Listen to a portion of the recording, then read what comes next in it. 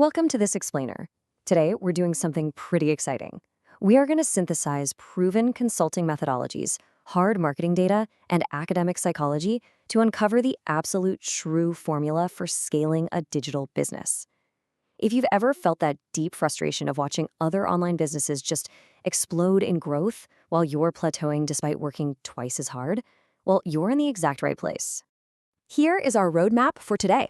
First, we'll look at the digital scaling formula. Then, designing problem-solving products. Next up, engineering the sales funnel. After that, we'll dive into the psychology of Q-commerce, and we'll wrap it all up with the rules for sustainable growth.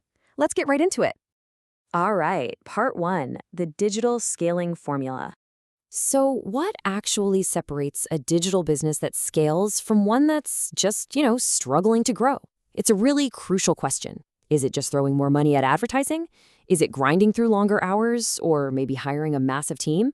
Or is there a fundamental structural difference in the underlying systems being used by top performers to literally do more with less?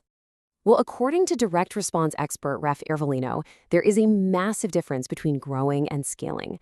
Growing is linear. Think about it. You want 10 more clients, you have to work 10 more hours. But scaling increases your revenue exponentially. By leaning into digital delivery and automation, you're decoupling your output from your input.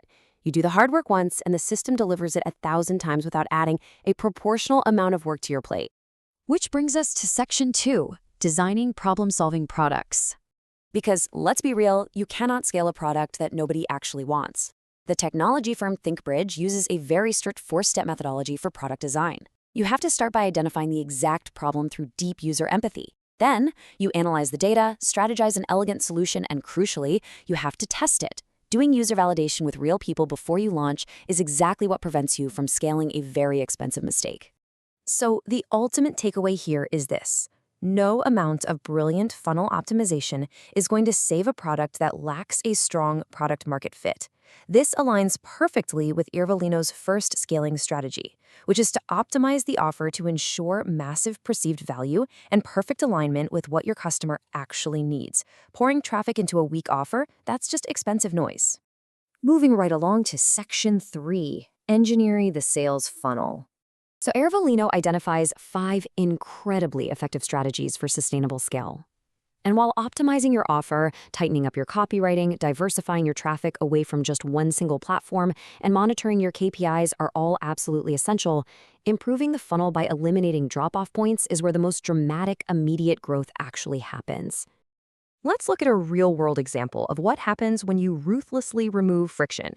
Creator analyzed over 1,200 campaigns, comparing traditional link-in-bio strategies on Instagram to automated direct messages. Think about it. A bio link requires 6 clunky steps, which in internet time feels like a literal marathon just for a user to buy something. DM automation, on the other hand, 2 frictionless steps. The user just comments a trigger word and boom, a direct link hits their messages instantly. So what does removing those 4 tiny friction points actually do to the math? It drives a staggering 6 times increase in affiliate clicks. We're talking about jumping from a standard 2 to 3% click-through rate all the way up to 18%. It is the exact same audience, the exact same post, but engineered for frictionless scale. This leads us perfectly into section 4, the psychology of Q-commerce. We are literally living in the era of quick commerce, or Q-commerce. Getting your groceries dropped at your door in 15 to 30 minutes. A recent academic study by Prajapati and Kumari reveals exactly how this ultra-fast fulfillment is completely rewriting consumer decision-making from the ground up. Take a look at this data. It gives us the hard numbers behind our buying habits, showing that consumer personality traits, specifically things like a propensity for impulsive buying, are the absolute strongest psychological driver of rapid e-commerce choices. Seeing a statistical correlation of 0.536 in this context basically means that impulse and speed are tightly locked together in the buyer's brain. And it gets even more interesting. The researchers built a predictive model showing that personality traits alone account for nearly 29% of rapid purchasing behaviors. That heavily outweighs traditional demographic factors like age or location. So what does this actually mean for you? The math proves that if you design a system that caters to the psychological desire for instant gratification, your consumers are going to convert. The ultimate finding here is that time sensitivity and perceived convenience are heavily dictating consumer choice today. In fact, speed and a frictionless interface will often entirely override traditional concerns, like historical brand loyalty or taking the time to price shop. Simply put, if your system is faster and easier, you win the sale. Let's tie it all together in Section 5, Rules for Sustainable Growth. So how do we combine optimized products, frictionless funnels, and fast commerce psychology into one cohesive strategy? Well, here is your sustainable scale checklist. First, rigorously validate your solutions to ensure product market fit. Second, eliminate manual bottlenecks and leverage automation, like that DM strategy we talked about. Third, ruthlessly remove user friction barriers. Fourth, relentlessly monitor your KPIs.